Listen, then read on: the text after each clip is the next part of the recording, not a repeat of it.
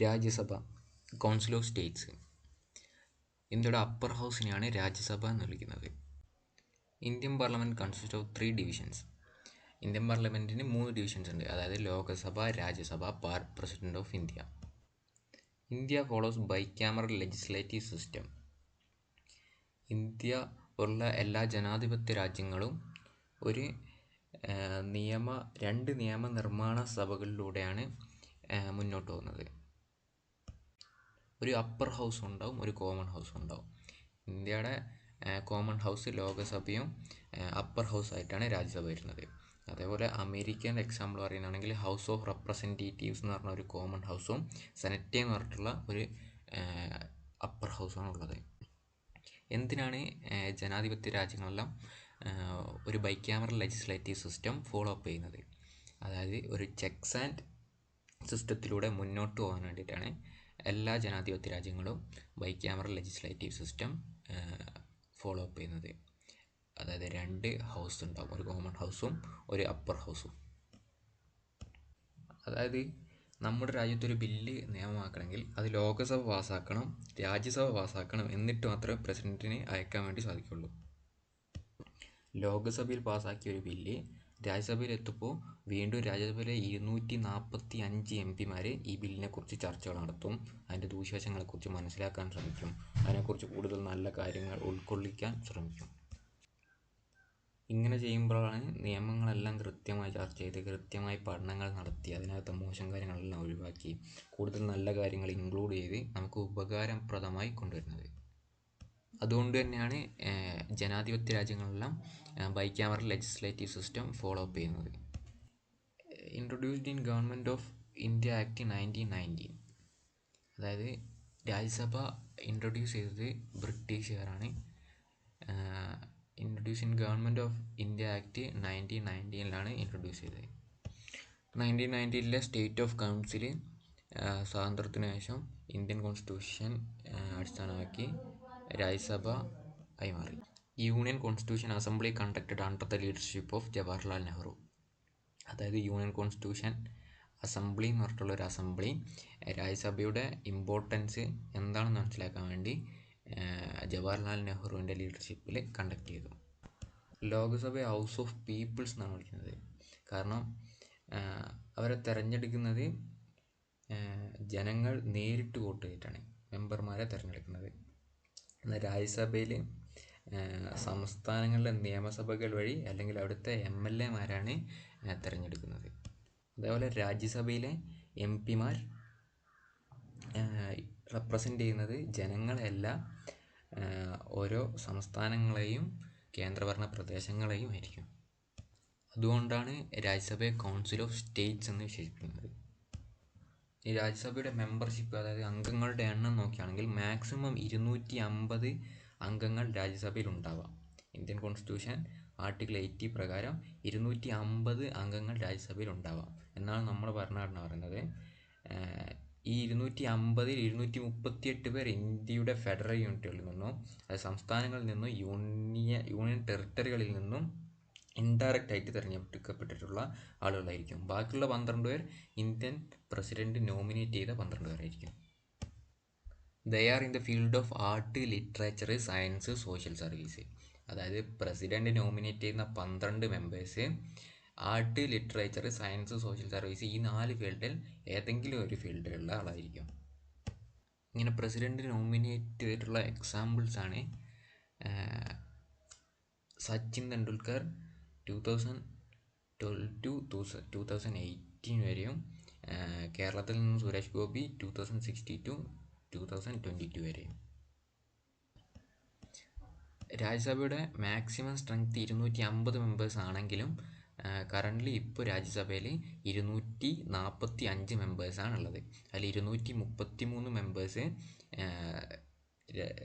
സംസ്ഥാനങ്ങളെയും union ടെറിട്ടറീസിനും represent ചെയ്തിട്ടും ബാക്കി 12 members president nominate ചെയ്തു. ഇനി പ്രധാനപ്പെട്ട കാര്യം എലക്ഷൻ മെത്തേഡ്. രാജ്യസഭയിലേക്ക് എങ്ങനെയാണ് MP എലക്ട് ചെയ്യുന്നത്? ലോകസഭ പോലെ ജനങ്ങൾ വോട്ട് ചെയ്ത് MP വിജയിപ്പിക്കുന്നതല്ല രാജ്യസഭ. രാജ്യസഭയിൽ ഓരോ സംസ്ഥാനങ്ങളിലും നിയമസഭകളോ അല്ലെങ്കിൽ നിയമസഭകളിലെ MLA-മാരാണ് MP-മാരെ രാജ്യസഭയിലേക്ക് തിരഞ്ഞെടുക്കുന്നത്. സാധാരണ നമ്മൾ കാണുന്ന പോലെ ഒരു പോസ്റ്റിനായി കുറേയധികം കാൻഡിഡേറ്റ്സ് മത്സരിച്ച് ആർക്കാണോ ഏറ്റവും കൂടുതൽ വോട്ട് ഇടുന്നത് അവർ വിജയിക്കും. അങ്ങനെയല്ല രാജ്യസഭയിലുള്ള ഇലക്ഷൻ മെത്തേഡ്. രാജ്യസഭയിലെ ഇലക്ഷൻ മെത്തേഡിന് കുറച്ച് ഡിഫറൻസ് ഉണ്ട്. രാജ്യസഭയുടെ ഇലക്ഷനിൽ കൺസിഡർ ചെയ്യുന്നത് കോട്ടയായിരിക്കും. അതായത് ഒരു കാൻഡിഡേറ്റ്സിന് ഇത്ര കോട്ട വോട്ട് കിട്ടിയാൽ മാത്രമേ എലക്റ്റ് ആവുള്ളൂ എന്നുള്ള ഒരു കണ്ടീഷൻ ഉണ്ടാവും. കോട്ട തീരുമാനിക്കുന്നത് total number of votes divided by total seat plus 1 vote plus 1 ആയിരിക്കും. അത് എക്സാമ്പിൾ പറയുന്നതാണെങ്കിൽ കേരളത്തിൽ ടോട്ടൽ 140 MLA-മാരുണ്ട്. 3 സീറ്റ് ആണെങ്കിൽ 140 ഡിവൈഡ് ബൈ 3 + 1 ഓൾ പ്ലസ് 1 = 36. അതായിരിക്കും കോട്ട. വോട്ടിംഗ് സിസ്റ്റത്തിനെ കുറിച്ച് പറയുകയാണെങ്കിൽ പ്രിഫറൻസ് ബേസ്ഡ് വോട്ടിംഗ് സിസ്റ്റം ആയിരിക്കും. അതായത് എക്സാമ്പിൾ 3 കാൻഡിഡേറ്റ്സ് ABC 3 കാൻഡിഡേറ്റ്സ് ഉണ്ട്. ആദ്യത്തെ വോട്ടർ വോട്ട് ചെയ്യുന്നത് Bക്ക് പ്രിഫറൻസ് 1 ആയിട്ടും Aക്ക് പ്രിഫറൻസ് 2 ആയിട്ടും Cക്ക് പ്രിഫറൻസ് 3 ആയിട്ടാണ് വോട്ട് ചെയ്യുന്നതെങ്കിൽ ഇതിനാണ് പ്രിഫറൻസ് ബേസ്ഡ് വോട്ടിംഗ് സിസ്റ്റം എന്ന് പറയുന്നത്. Single transferable vote. Transferring additional votes of candidates into next preference candidates. Also transferring eliminated candidates votes. ഇപ്പോൾ വോട്ടിംഗ് കഴിഞ്ഞ് കൗണ്ട് ചെയ്യുമ്പോൾ ഒരു കാൻഡിഡേറ്റ്സിൻ്റെ ഇപ്പോൾ ABC എക്സാമ്പിൾ പറഞ്ഞാൽ Bക്ക് കോട്ട കംപ്ലീറ്റ് ആയി 36 വോട്ടിന് പകരം 40 വോട്ട് കിട്ടി. അങ്ങനെയാണെങ്കിൽ ബാക്കിയുള്ള 4 വോട്ട് സിംഗിൾ ട്രാൻസ്ഫർ വഴി സെക്കൻഡ് പ്രയോറിറ്റി ആർക്കാണോ സെക്കൻഡ് പ്രിഫറൻസ് ആർക്കാണോ അവർക്ക് ഈക്വലി ഷെയർ ചെയ്യാൻ പറ്റുന്നതാണ്. അതേപോലെ ഈ പ്രിഫറൻസിൽ ലാസ്റ്റ് വരുന്ന എലിമിനേറ്റ് ആയി പോകുന്ന ഒരു കാൻഡിഡേറ്റ്സിൻ്റെ വോട്ടും ഇതേപോലെ പ്രിഫറൻസ് അടിസ്ഥാനത്തിൽ സ്പ്ലിറ്റ് ചെയ്ത് കൊടുക്കാൻ പറ്റും. ഈ ഒരു റൗണ്ട് കണ്ടിന്യൂഷനായി നടന്നുകൊണ്ടിരിക്കും. 1, 2, 3, 4 റൗണ്ടിൽ കണ്ടിന്യൂഷനായി നടന്നുകൊണ്ടിരിക്കും. അതിൽ ഓരോ റൗണ്ടിലും ചെക്ക് ചെയ്യും ഏതെങ്കിലും കാൻഡിഡേറ്റ്സ് കോട്ട തികഞ്ഞു എന്ന്. അങ്ങനെ കോട്ട തികഞ്ഞിട്ടുണ്ടെങ്കിൽ ആ കാൻഡിഡേറ്റിനെ സെലക്ട് ചെയ്ത് പോകും. അങ്ങനെ എപ്പോഴാണോ 3 കാൻഡിഡേറ്റ്സിനെ സെലക്ട് ചെയ്യുന്നത് അപ്പോൾ ഈ റൗണ്ട് എൻഡ് ചെയ്യും. ഇങ്ങനെയാണ് ബേസിക്കലി രാജ്യസഭ ഇലക്ഷൻ മെത്തേഡ് നടക്കുന്നത്. ഡ്യൂറേഷൻ. രാജ്യസഭയുടെ കാലാവധി. രാജ്യസഭയിൽ ഒരു മെമ്പറിൻ്റെ പരമാവധി കാലാവധി 6 years duration for each candidates in Rajya Sabha. 6 വർഷമാണ് ഓരോ കാൻഡിഡേറ്റ്സിൻ്റെയും കാലാവധി. 1/3 മെമ്പേഴ്സ് റിട്ടയർഡ് എവറി 2 years. അതായത് 1/3 ഭാഗം മെമ്പേഴ്സ് എവറി 2 years 2 വർഷം കൂടുമ്പോൾ റിട്ടയർഡ് ആവും. ലോകസഭ പോലെ 5 വർഷം കഴിയുമ്പോൾ ഫുൾ കാൻഡിഡേറ്റ്സിനെ പിരിച്ചിട്ട് പുതിയൊരു ഇലക്ഷൻ നടത്തുന്ന സിസ്റ്റമല്ല രാജ്യസഭയിൽ ഓരോ 100 ആൾക്കാരെ മാത്രമായിരിക്കും ഓരോ 2 വർഷം കൂടുമ്പോൾ ഇലക്ഷൻ നടത്തുന്നത്. ഇപ്പോൾ എക്സാമ്പിൾ രാജ്യസഭയിൽ 300 മെമ്പേഴ്സാണ് ഉള്ളതെങ്കിൽ അതിൽ 1/3 എന്ന് പറയുമ്പോൾ 100. 2018 ജോയിൻ ചെയ്തവർ 100 ജോയിൻ ചെയ്ത മെമ്പേഴ്സ് 2024 ആകുമ്പോൾ റിട്ടയർഡ് ആവും. അപ്പോൾ 2024 100 സീറ്റ് വേക്കൻ്റ് ആയി. അതിലേക്ക് പുതിയ ആളെ എലക്ട് ചെയ്യും. അതിനുശേഷം 2026 പുതിയ 100 ആൾക്കാർ, 2028 പുതിയ 100 ആൾക്കാർ. അങ്ങനെ ഓരോ 2 വർഷം കൂടുമ്പോൾ ഓരോ 100 ആൾക്കാരെ വെച്ചിട്ടായിരിക്കും രാജ്യസഭയിലേക്ക് ഇലക്ഷൻ നടത്തുന്നത്. Functions and powers. രാജ്യസഭയുടെ പവേഴ്സും ഫങ്ഷൻസും.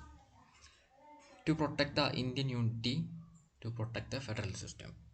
ഇന്ത്യൻ യൂണിറ്റി പ്രൊട്ടക്റ്റ് ചെയ്യാൻ, ഫെഡറൽ സിസ്റ്റം പ്രൊട്ടക്റ്റ് ചെയ്യാൻ, ഇന്ത്യയുടെ യൂണിറ്റിക്കും നിലനിൽപ്പിനും ഫെഡറൽ സിസ്റ്റം സ്മൂത്തായി പോകാനും രാജ്യസഭ പങ്കുവഹിക്കുന്നു.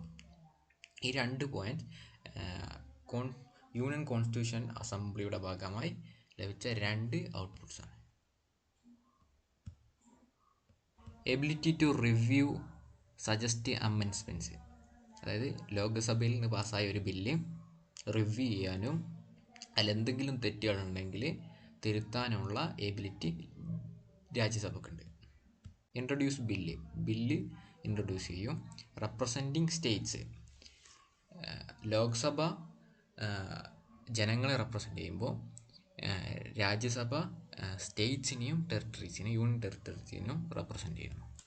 ഇൻ കൺക്ലൂഷൻ, രാജ്യസഭ ഇന്ത്യയുടെ നിയമനിലനിൽപ്പിനും യൂണിറ്റിക്കും അനിവാര്യമായിട്ടുള്ള ഒരു ഘടകം തന്നെയാണ്.